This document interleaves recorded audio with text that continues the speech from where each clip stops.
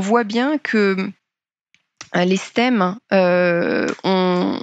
appellent à des stéréotypes et ont une image dans l'imaginaire des femmes qui n'est pas la réalité.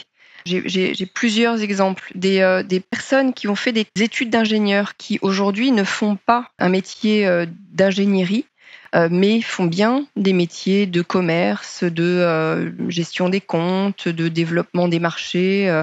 Et à contrario, on voit notamment dans notre école, et je sais que c'est le cas aussi dans la société, heureusement, des femmes qui se disent littéraires quand elles sont jeunes filles ou quand elles sont adolescentes, qui se dirigent vers des formations qui sont plutôt des formations littéraires ou des formations d'économie, et qui au final vont travailler dans des univers qui sont très technologiques. Cette confluence et cette complémentarité entre le regard d'une femme par rapport au regard d'un homme, le regard d'un profil plus littéraire dans un environnement qui est plutôt un environnement d'ingénieur.